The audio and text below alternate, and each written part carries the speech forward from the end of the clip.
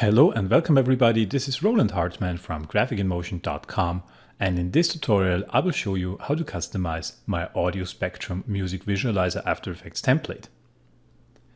Before we get started with the customization in After Effects, I quickly want to point out that if you want to use the same font that I used in this template, it's called Nexa, then you can follow the link that you find in the project folder. So in the Audio Spectrum Music Visualizer that you downloaded from VideoHive and that you unzipped, you will find a folder that is called Links. And if you open this one up, you see we have a link that will lead you to a free version of the Nexa font. You have two different fonts in here. The first one is Nexa Light and the second one is Nexa Bold. I use both for this template preview. So you can get this following this link, and then you can use this for your personal projects. The second link in here will lead you to the audio track that I used for the preview video. It's called Future Bass and was made by Butterfly Studio and is available on Audio Jungle. So after you install the font, then you can come in here and open up the After Effects project file. Now let's take a look at the structure of this template in After Effects. First of all, you see that we have two different render compositions, and the name already says what the difference is. The first one is in a full HD resolution and the second one is in a 4K Ultra HD resolution. So you can choose whatever resolution you like.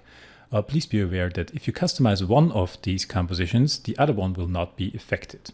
And another hint, the Ultra HD resolution, because of its really huge dimensions, of course, renders way longer than the full HD resolution. So please keep this in mind when choosing the resolution that you need. Let's start the customization process. The first and most important step is to import an audio track. If we take a look at the animation by scrolling through it here, you see that nothing is happening right now. The particles are forming these lines, but they are not reacting to anything because there is no audio in the project yet. So let's import an audio track, and therefore you go to File and select Import and Import File. Then let's choose an audio track and let's open it up. Now let's move to the audio composition. It should be already opened right here in the timeline. If not, you can find it here and double click to open it up and drag in your audio track. Make sure that the audio track starts on frame number 0. Now we have to determine the length of our audio track. So make sure that your timecode is set to minutes and seconds. You can do this, or you can change this by clicking Ctrl and then click on this number here. You see that we have a few options here. First one is the time codes. The second one are frames. If I scroll through, you see. And the third one is not available in any After Effects version, so we do not have to care about this. Let's choose this one, the normal time code. Now select your layer and press O on your keyboard to move your time indicator to the out point of your audio track. You see that mine is 2 minutes and 20 seconds and 19 frames long. What I need is the duration in seconds, so I have to calculate this, and this are about 141 seconds because the 19 frames here are approximately 1 second. Leave the time indicator right on this position and let's move to the resolution that you want to use. In my case, for this tutorial, I will use the full HD resolution. So let's open up this composition and you will see that our time indicator still is on the same spot here. And this is important because now we have to specify the work area duration. The work area will determine how long your animation is, because After Effects only will render what is in between the work area in point and the work area out point. So let's say I want to add 1 more second to the duration of my animation, just to leave a little bit of time to create a fade in the end or whatever. So to do that, I come here to my time code and add 1 second right here and press enter on my keyboard. And now you see that my time marker, the time indicator, jumped forward for 1 second. Now I want to set the end of my work area, and you see actually it is already set here. So I will move it, that you can see how to do this. So I will move it out here. Let's say I want the end of my animation to be right here. Then I simply press N on my keyboard to set the end point of my work area. And now After Effects will only render this area in here between the in point and the out point here. Now the next step is to select the audio-react setup layer, and you see in your effect controls panel there are a bunch of controls. We will come to this later. For now, the only thing that is interesting for us is the song duration here. Put in the duration of your song in seconds. In my case, as you remember, I calculated 141 seconds. So now if we take a look at our animation, you see that there is something happening already, so everything is already reacting to the audio. The only thing that is not reacting to the audio yet is the flare. So the flare brightness will change with your audio amplitude, but we have to set this up first. Therefore you select your audio track and then you come up here to animation and then you select keyframe assistance, convert audio to keyframes. When you click this, After Effects will create a new layer right here. And if you select the layer and press U on your keyboard, you can reveal the keyframes here. And you see that it created 3 sliders here, one for the left channel, one for the right, and one for both channels. I recommend that you use the one for both channels. Now what we want to do is we want to select all of these keyframes here. So come in to the both channels tab here and select the slider. Make sure that all these keyframes are selected. And then press Ctrl C on your keyboard or go to Edit and select Copy. Now let's move to the layer that's called Paste Audio Amplitude here. And let's open this up and let's open up the effects. And you see that we have a slider control in here. So please select the slider value right here. Make sure that your time indicator is set to frame 0 and then simply press Ctrl V on your keyboard, or you can also go up here and go to Edit and Paste. Now you see that we added our audio amplitude in here. Now you can delete the audio amplitude track. We don't need it anymore. And let's move on with the next step of the customization, and this is the customization of the title. To customize the title, let's enter our FullHD title composition and double click to open it up. Inside this composition you see we have 2 layers. The first layer is a guide layer and it says enter text on this layer and copy it to the main layer. You do not have to do it this way, you can directly enter your text here, but because this text up here is put on a circular spline and is animating, it can be a little bit difficult to enter your text and a little bit complicated, so I added this help layer here to make this a little bit easier. So how you're going to do this? First of all, you select the first layer here and double click, and now we can enter your title. Let's say you want to enter an artist name in capital letters, then let's put in this small separator here. Now we will put in the song name, and then you can add some additional information. Maybe you want to add a SoundCloud web address, or you want to add a Facebook account.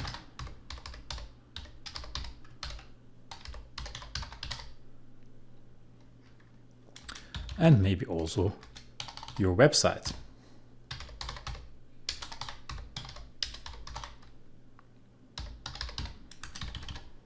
So let's take a look.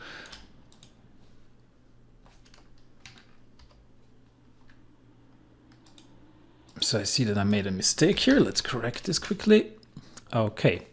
Now let's take a look what I've got here. You see I have my information in here right here, and I always put these small separators in here. Now I can of course change the look of this. So maybe we want these first 2 parts here to be bold. So let's select our text tool again and let's select this and then change it from Nexa Light to Nexa Bold. Let's do the same with the song name. You can of course, as I said, use whatever font you like, and you can of course change the look of this text with all the possibilities of After Effects. Now let's double click this layer to select everything, and let's press Ctrl C, or as I showed you, Edit and Copy. Now let's select the main title here and double click to select everything here and press Ctrl V or Edit and Paste. Now you see that I will go back to my selection tool quickly. Now you see that my text is now aligned on my circular mask here, and if I scroll through my timeline, you also see that it is rotating around. I didn't put in enough information to fill up the whole circle, so you can fill up the whole circle. You do not have to. If you want to, you can also duplicate the information that we have in here now, or the text I should say. So let's select the main title here by double clicking. Now everything in here is selected. Now I can press Ctrl C to copy that. And with everything selected, I press the End key on my keyboard, and now this will jump our cursor here to the end of our text. And now I can press Ctrl V to paste in the text, and maybe I want to paste it in one more time. So let's press Ctrl V one more time, and now you see that I added this title 3 times here. So let's go back to our first frame here, and you see now they are overlapping. I put in too much information right here, and actually I really misspelled this completely, but okay, for now I will leave it. What we can do now is we can change this look here by changing either the size of our text, or we can of course also change the tracking and line it up so that it fills the circle and that we have a nice text rotating through our animation. Okay, so now what you can do, you can also specify the starting point of this animation.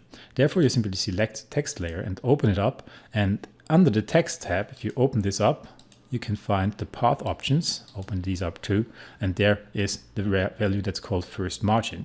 If you place your time indicator on frame number 0 and change the first margin, you see that this text is already rotating around. Now you can specify the in point, let's say, of our animation.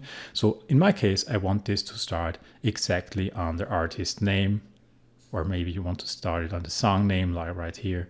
Then you can move it over here, and then you can go to the render composition, and you see that now the animation will start here and will rotate through the duration of the song. So if you like this look with the colors and with the particle setups, then the customization is already finished and you could render out the animation. If you want to change the colors or the particle looks, then stay tuned. I will show you how to do this now. As written in the item's description, there are 12 different color setups included in this project. And now I will show you how to apply one of these color presets. So let's select the color setup layer here, and let's move to our effect controls panel. You see that we have a bunch of color controls here, and you can of course also manipulate these colors manually. So you can come in here and change the look. And you see what we have got here. We have the background main color. This is the color of the background in the middle. Then we have got the background color 2, and this is the color of the outer areas here of our background. Then we have 4 different vignette colors, and these are determining the look of our corners here. So if I set this to a brighter value, you see that it's influencing the area right here. In the dark presets, this has not that much influence, but you still can create a little bit of a feel right here. So let's undo this and let's leave them at black for now. Then we have 3 particle colors, and if you change these, you see what will happen here. So let's take this turquoise look here.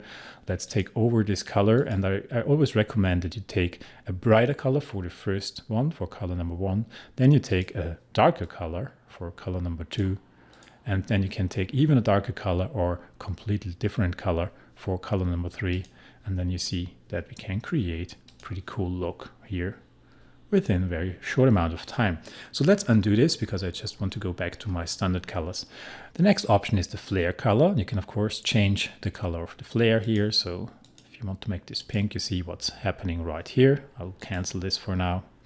And then we have the title color, and the title color is specifying the color of our text, so I can change this too. The last 2 values are the glow threshold and the glow intensity. So if you want to add more glow here, you can increase the intensity, for example. You see what this does. Or you can also decrease, in this case, the threshold. So set it to 10, then this will brighten it up. But I do not recommend to do this. I think that the glow values are set to quite good numbers. Now I will show you how you can apply a color preset to this. To apply a color preset, you select all of these by selecting the first one, hold down Shift, and then select the last option here. Make sure everything is selected, and then go to Animation and go to Apply Animation Preset. In the Audio Spectrum Music Visualizer folder, you will find a folder that's called Color Presets. If you open this up, you can find 2 different folders. The first one is called Dark, and the second one is called Bright. The dark presets are presets with a dark background and light particles, and the bright presets are exactly the other way around. So in the bright presets, we have a bright background and darker particles. So the overall look of the bright presets is bright, and the overall look of the dark presets is dark. Let's select one of the dark ones here. Let's select the gold preset here, preset number 2, and let's click Open. And you see After Effects will change all these values, and now we have this nice golden look. Now I want to show you how you can apply a bright preset. So make sure that these are still selected here. If not, then select them again. Go to Animation, Apply Animation Preset, let's move to our bright here, bright folder, and let's choose, for example, preset number 2 here, blue and purple, and open this up. And you will see that it looks really ugly. And this is because for the bright presets, you have to change our settings right here. You see that we have one layer that is called dark full HD, and you see there's a marker that says enable layer when using a dark color preset. It is now enabled, but we use a bright color preset. So we have to enable our bright full HD layer. So enable this one and disable this one. And now you see that the look is right. The background is bright and the particles are a bit darker. The main difference between these two compositions is the blend modes of the particles. So if you want to use a bright preset, then please enable the bright full HD layer. If you want to use a dark preset, then choose the dark full HD layer. In my case, I want to apply another dark preset, so I will activate this, go back to my color setup, select all the values here, go to animation, apply animation preset, go to my dark ones, and let's say I want to take the last one here, the silver and gold one. So let's open this up, let's take a look. And now I want to show you how you can change the look of the particles themselves. Therefore, we select the audio-react setup layer. If we take a look, you see we have a bunch of controls here, and this looks like, wow, horrible, much controls, but in fact it's not that bad because we have the same controls here for our top particles, which is this part on the top half of my screen, and we have exactly the same sliders here for the bottom part of our animation. So you can customize these individually and create really cool individual looks. Let's go through this quickly. First of all, we already specified the song duration in seconds. And this is important because this value has an influence and is controlling some of the other parameters. The next one is called rotations, and whatever number you put in here will determine how often the whole project here, our whole world, including the titles, will rotate over the duration of your song. In my case, it will rotate 2 times within 141 seconds. So if you set this to 4, then it will rotate double speed, will rotate way faster. And yeah, the whole particles will rotate too. So depending on the speed of your audio track, you may set a higher or a lower value here. I think 2 is good for now because 2 is not too slow but also not too fast, and you're still able to read the titles. With the flare size, you can change the overall size of the flare. The flare will react to the audio and will change its appearance, will get bigger and smaller anyway, but you can change the overall, let's say the basic size. So if I increase this to about 200, oops, I now changed it, so let's go back here, 200, you see it's way bigger now. It's still reacting to the audio, it's still getting bigger and smaller, but the overall look is way bigger now. And if you set this to about 25, then you will have a very small flare that is nearly not visible. If you do not want to have any flare, you can set this to 0, of course, and the flare will not do anything to the whole animation. Now let's set this back to the standard value of 100. The next value that we can change is the displacement strength. And you see we have this addition here that says top, and we have exactly the same right here for the bottom. So whatever you can change for the top particles, you also can change individually for the bottom particles. The displacement strength is the strength, as it says, of the displacement that is happening. So if I set this to a very low number like 25, you will see that now our waves here are way smaller. So the reaction of the audio is still there, but it's not so obvious and it will create smaller shapes. If I set this to a very high number like 500, it will get quite crazy, and you cannot see this now because now everything is quite dispersed as well. But here you see now these amplitudes here are really, really big and are reacting to our audio. Let's set this back to a standard value of 125. The next option is the disperse strength. And the disperse strength, if you take a look at this frame right here, we have these lines, and the lines are visible, but in between the particles fall apart, and this is called dispersion. So if we set this to 0, you will see what's happening. We have no dispersion, we only have the lines visible. If you do not want any dispersion, then you can set this to 0. If you increase this, let's say 50, then it will really disperse and particles will really fly around like crazy. If you increase this to about 500, everything will fall apart and will get really crazy. So I do not recommend this. I think that the setting of 10 is cool, but you can put in a little variation by adding, let's say, one value right here and maybe another value down here at the bottom. So maybe we want to add a higher value in here of 25 and we want to add a standard value of 10 up here. Then we have a little bit of variation in here. The next value is the disperse threshold. So this determines the amount of audio amplitude that is needed to trigger the dispersion. So this is set to a very high value. So it will only disperse if the peak of the audio is quite high. And I would recommend to leave it. If your audio track has special amplitude, this may be useful to lower this value to trigger the dispersion a bit earlier.